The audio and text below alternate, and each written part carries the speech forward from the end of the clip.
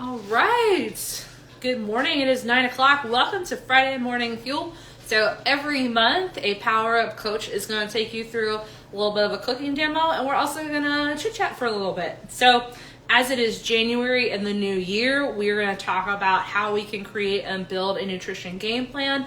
By no means is this going to be an exhaustive conversation, as this is only 25 minutes, and nutrition is very nuanced for every individual. So after today's session, if you feel like you still have more questions, let's go ahead and set up some one-on-one time and very much go over some of those individual needs and help out where we can.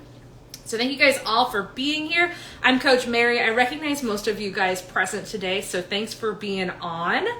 I'm going to start us off with our recipe. So today's recipe is actually going to be a one-pot meal. So quick and easy, it's going to come together. There's very minimal prep. It all goes into a dish. I'm going to throw it in the oven, place it gently in the oven. It is going to bake for about an hour, so I won't get to show you the end result, at least here on camera, but I will make sure to post it into our story. So we're going to be making a Tuscan garlic chicken bake. Nice and easy here. A couple of ingredients that we're going to be using. We're going to be using boneless, skinless chicken breast, about 2 pounds worth. A little bit of some fresh garlic, some spices, and then as well we're going to add in some artichoke hearts, baby spinach, and sun-dried tomatoes. And then we're going to top it with a little bit of cheese because I personally love cheese. However, if you are somebody who needs a dairy-free modification, feel free to use dairy-free cheese or omit the cheese entirely. The oil and the moisture from the chicken will definitely cook everything nicely. All right, so I've prepped a couple of things in advance for you guys. So I have my lovely baking dish. This got one off of Amazon. It comes with a nice lid. This one cleans up amazing. We have baked so many lasagnas and other pasta casseroles in it, and it comes out spanking clean every time. So, sorry, not a promo for Amazon, but some pretty good stuff out there. So I've got my chicken breast already laid here in the bottom of my pan. I did spray it with a little bit of nonstick spray, just to help anything, especially cheese, as it bakes on. I've already got my oven preheated to 375. So first I'm going to add a little bit of seasoning and flavor to our chicken breast. So like I said, I have some minced garlic. You can also use garlic powder. I'm actually going to use both because I really love a good garlic flavor. The original recipe calls for 2 cloves pressed. I did not have a garlic press, so I just minced mine. I'm just going to sprinkle a little bit over each of those chicken breasts. We're also going to go in with some of our basics, our salt and pepper. You can also use nice pre-made Italian seasoning. I do not have Italian seasoning on my shelf, so I'm going to wing it with what I do have. So a little bit of salt and pepper, some garlic powder. We're going to do some basil, some oregano. You can throw in some thyme and parsley as well. Maybe you can get a little fancy with some crushed red pepper or some fennel, but all right, so I've got my salt and pepper grinders here. Just going to give it a few cracks, just making sure that I coat every chicken breast. Salt is flavor. It's also going to add nice crispiness to that chicken. And then some fresh cracked pepper. Yum. All right. I'm a little heavy-handed with the spices. I personally love a lot of spice, a lot of flavor in my dishes. Since I'm already using fresh garlic, I'm going to go minimally in with the garlic powder. In fact, I'm just going to scoop a little bit into my hand and just pinch it out that way rather than running the risk of dumping it everywhere, as I have done before. And anybody who's seen any of our past Friday Morning Fuels, you know, it's happened to a few of our coaches where the lids are not secured properly. So, all right, that's going to be enough of that powdered garlic there. Throw in a little bit of onion as well, a little bit of onion powder. All right, some basil. Same thing. You can either use, I know I'm freehanding a lot of this just because I know about how much I personally like to use. absolutely feel free to use measuring spoons or just, like I said, a pre-made blend of Italian seasoning. Will have a lot of these spices already in it. I know that spices can be a little bit expensive, so if you're trying to save on costs, getting some of those pre-seasoned or pre-made blends can definitely help. All right, we've got some oregano here. Love the smell of oregano. And then last, we're going to top it off with a little bit of parsley. All right. It's looking so good, you guys. It's looking kind of messy because we just threw spices all on top of it now. So next we're going to go in with our spinach. You can absolutely use, if you don't like spinach, you could use kale, Swiss chard. I think any kind of leafy green would be good here. The recipe calls for about 2 ounces, so it's just about a couple of handfuls. Again, I'm gonna measure it with my heart as I personally love spinach. So it's just about enough to coat your chicken breast to add that nice little layering. All right, then we're gonna get really fancy. We've got our artichoke hearts. You can get canned or jarred artichokes. Some of them come whole, some of them come quartered. That's what these are. Save on a little bit of time. I'm going to be using this whole can here, and then we'll be going in next with our sun-dried tomatoes. There we go. All right, so this I'm just kind of placing around in between my chicken pieces on top of my spinach. Nice. All right, so the artichoke hearts are in water, so it's all right if you drain a little bit, please do, and then if some falls in the chicken dish, that's fine. Our sun-dried tomatoes are packed in oil, so we're actually gonna save a little bit of that oil to add just a little bit of drizzle for cooking and some extra flavor. All right, I've got a can of sun-dried tomatoes. You can sometimes find them canned or in like a bag. They'll be dehydrated sometimes. You can find them, depending on your grocery store. I have found them in the produce section by like tomatoes and other things. Some places have them in the aisles, the middle aisles with pasta sauce. All right. I'm probably going to grab a fork for this. I didn't mind using my hands for the artichokes because they were covered in water, but I don't necessarily want oil all over my hands. So for today, I'm actually just going to use whole pieces.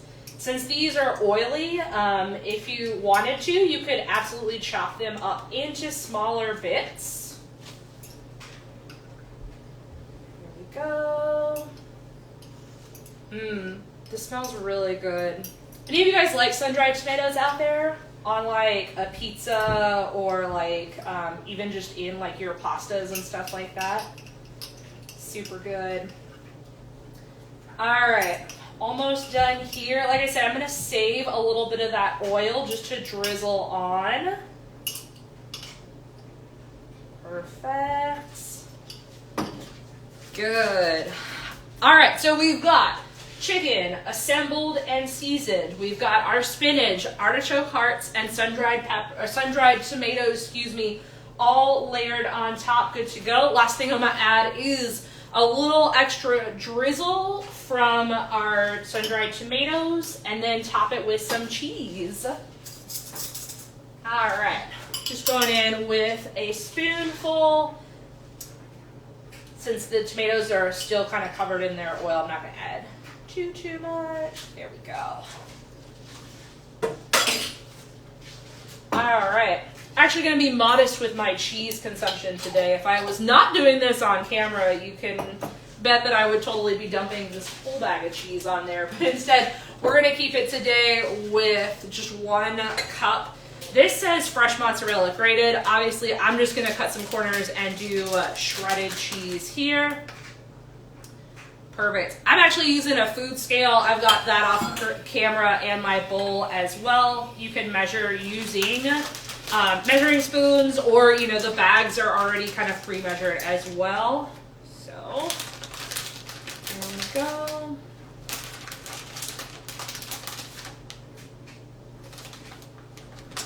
There we go. All right, so 1 cup of my shredded cheese. Gonna drizzle that on top. Yum. If you wanted to, you could go back in with a little bit more salt and pepper if you'd like. I know the cheese kind of adds a little bit of salt, and the sun-dried tomatoes are also really packed with flavor. All right, so to finish this off, my dish came with a lid, so I'm gonna keep the lid on top for about the first 30 minutes or so. Let all that chicken bake, and then uncover the lid for the last little bit. So I'm sorry you guys won't get to see the finished project live, but it's really tasty. You can also easily pair this with a couple of different options. So if you're looking for something a little bit lighter, a Greek salad would be fabulous with this. You could also do, if you're looking to increase your vegetable intake, some zucchini noodles or spaghetti squash would also be good. Or if you're good with a just regular pasta, like orzo would be fabulous as well. That's what I really like to use to pair with mine. All right, now that that's going, I'm gonna grab a sip of water and let's talk about some nutrition basics. Okay. So when it comes to creating your game plan, I know it's a very high priority goal for a lot of people, especially around the turn of the new year. But even if it's not the beginning of the year, throughout the calendar year, a lot of people are inspired to make changes to their diets and the way their nutrition affects their health. So before we even dive into what it is a person is trying to accomplish, I want you to ask yourself why. So defining why we are going on this journey, this is really going to help us tie back into our purpose and our drive. So if you are looking for something short term, for example, if you have an upcoming vacation like a cruise or a beach vacation and you're just looking to slim down a little bit, that's completely fine. We categorize that more short term. Or if you are maybe working with your doctor or physician to get some of your health markers in control with diet, we could call that more a long-term goal. But either way, the individual why is going to be unique to every person. So really thinking and reflecting on what's driving you, why you are going on this journey, is really going to help determine the success and the outcome. So why have you selected this journey? Why is it important to you? And then just remembering that motivation can come and go in flux, and a lot of times that life will get in the way. So we'll have very high motivation, a bad day comes along, throws a kink in our plans. So having a really strong foundation and a very solidified why will help kind of maintain that momentum as things start to get a little bit more difficult, if you start to peter out or even take a couple of steps back.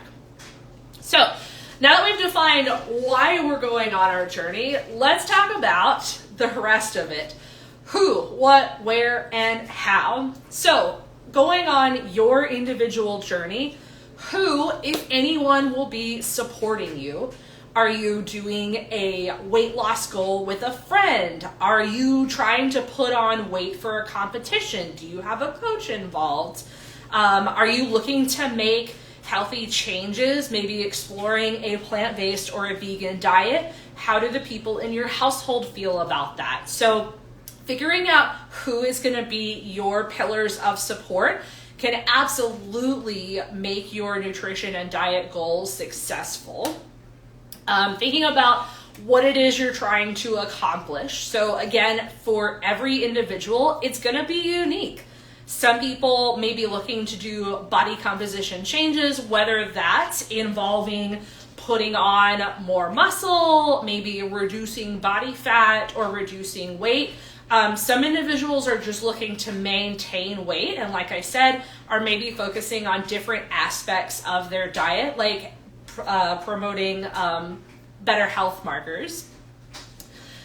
Where? So I know that sounds silly to ask, so not just where you see yourself going along this goal, so once you reach your goal and beyond it, but also very presently, where is your goal taking place? Are you traveling a lot in the upcoming weeks? Are you trying to achieve your goal while you're working in an office? Are you working from home? These are very important things to consider when mapping out what it is you're trying to accomplish. So we want to make sure that the environment is there to support what it is that we are working towards. I'm gonna grab a sip of water, you guys.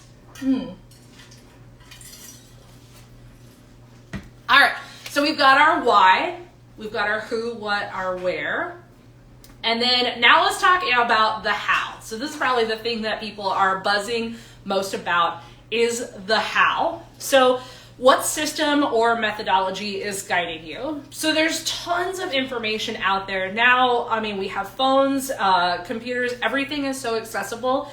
And in fact, it's almost too accessible, the amount of information that we are constantly bombarded with. So it's easy to get caught up in the, what is the best out there? And so please understand that this approach is just very unique to you. It's very unique to individuals. And so trying to qualify something as the best doesn't really match this situation where we're trying to find what works for you in particular.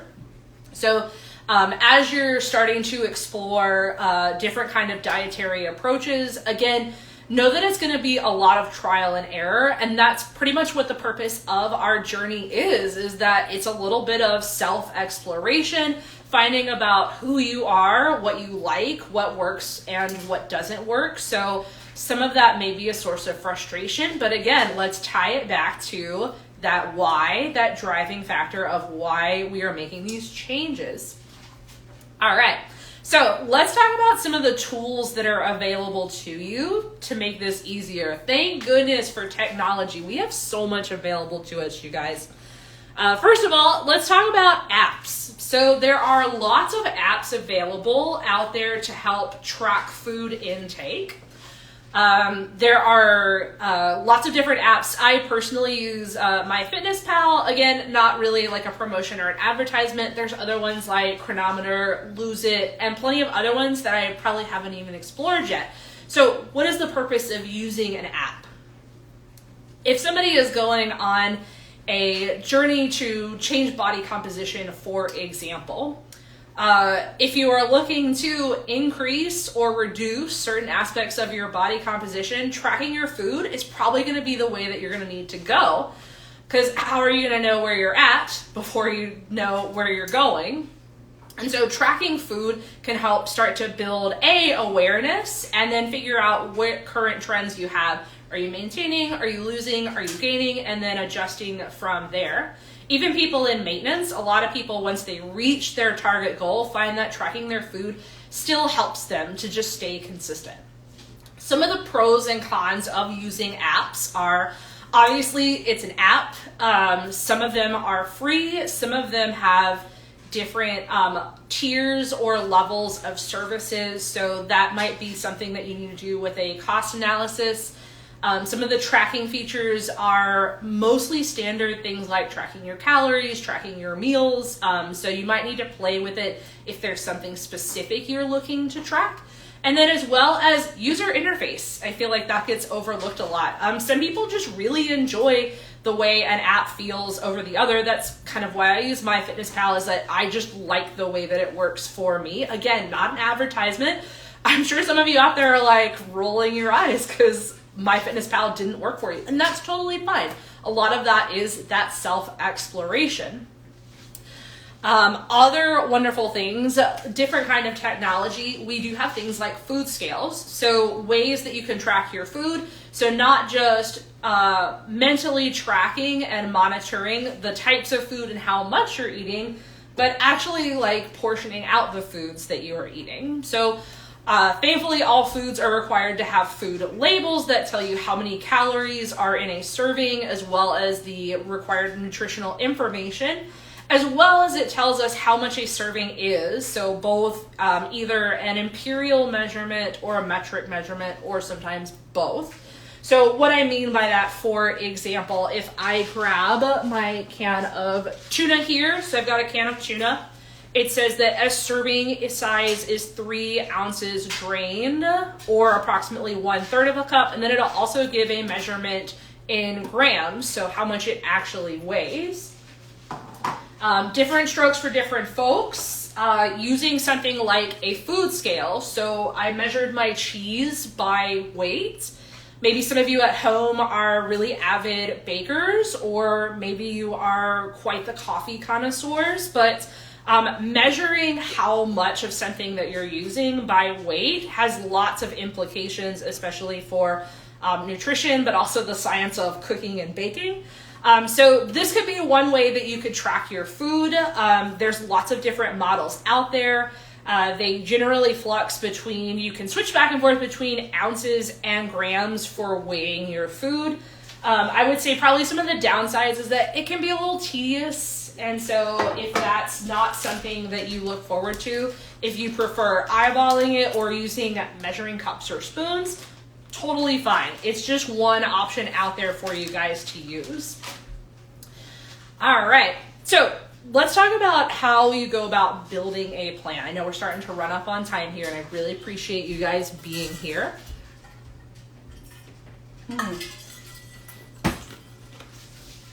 All right, so what we're gonna look at in this particular assignment, we're gonna look at 2 avenues. So first avenue we're gonna look at is DIY, or doing it yourself. So there are things to be said for doing it yourself. It involves a lot of research, a lot of patience, and a lot of experimentation. So many people decide to go this route because doing it yourself can also be free or low cost.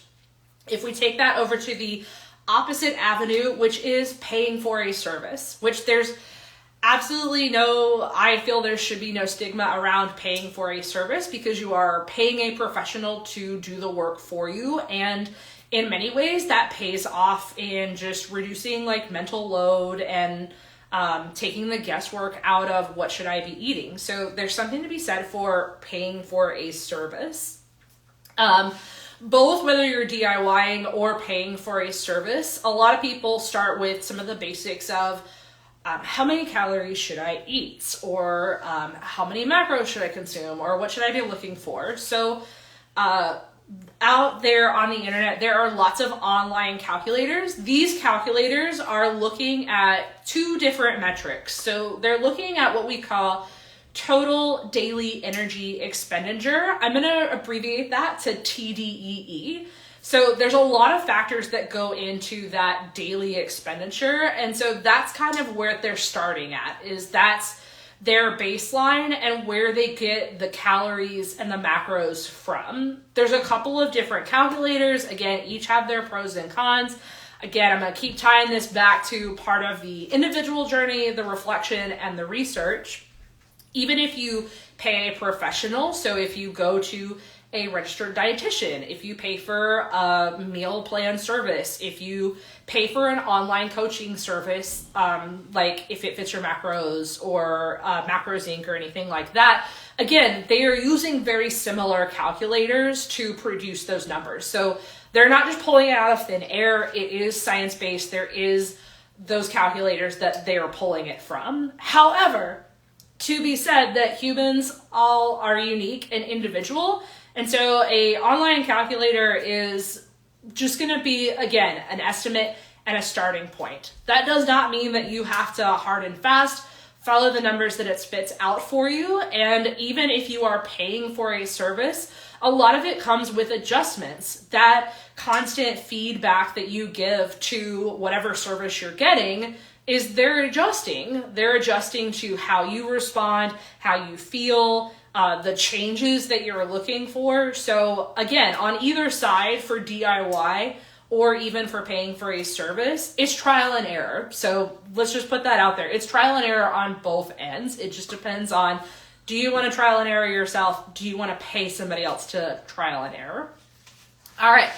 I know we're starting to run up on time. This is going to be my last talking point for you guys. So once they define like a baseline level for you, how do they engineer those numbers of what we call macronutrients? So our carbohydrates and our proteins and our fats. So where do these numbers come from? How do they get it? How does it change? And how does that change for me? So here in the US, we have what is called an acceptable macronutrient distribution range. Again, I'm going to abbreviate that down to AMDR. So each macronutrient has an AMDR, and this comes from research. The research gets reviewed by the USDA every 5 to 10 years and then is updated accordingly. Each macronutrient has a different range, and again, it is a range. So if we take it back to that trial and error of where these numbers come from, it's a range. So on the high end, it may work for you. On the low end, it may work for you. In the middle, it may work for you. So keep that in mind.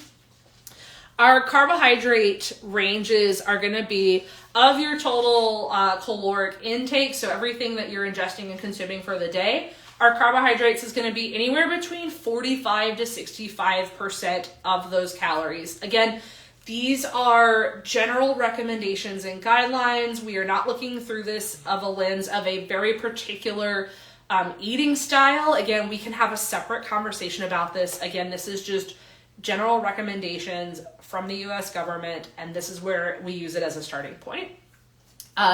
Protein recommendations, 10 to 35% of total caloric intake, and then fats can be anywhere from 20 to 35% caloric intake as well. So what that might look like, for example, if somebody is on 2,500 calories a day, so if we were to break that down, 55% of carbs, for example, would be about 1,375 calories or 343 grams of carbs. So again, that is just an example. This is not me saying that you need to follow this. Breakdown with that would leave, 25% protein, so another 625 calories or 156 grams of protein. And then the last little bit would be 20% fat as well, remaining macronutrients.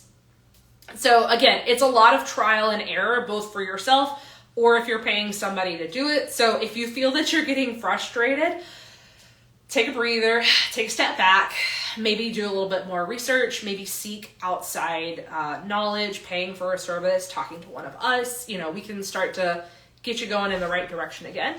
So with that, I'm going to finish out with a wonderful tool that we have for you guys. So later on today in our teams, I'll be dropping in the Exos Meal Builder tool. So again, the purpose of this tool is not really to prescribe any kind of specific caloric ranges or exact macronutrient distributions. This is a how do I put this together, because Mary, you dumped a ton of knowledge on me, and how do I put that into putting the food on a plate and then into my body. So the Meal Builder tool is just a way to help you visually see how to plan out each meal, each snack, what a serving size looks like, how to build it proportionally with each of your macro and micronutrients. So that tool is going to be free and available to you guys.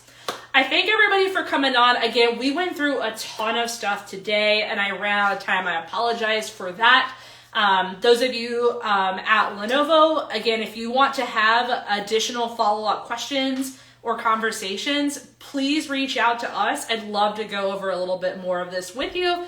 So thank you everybody for hopping on. I will follow up and let you know how that Tuscan garlic chicken bake turned out. Have a great, wonderful weekend, and we'll see you guys next month for Friday Morning Fuel. All right. Have a great day, everybody. Thanks, Mary. Thank you.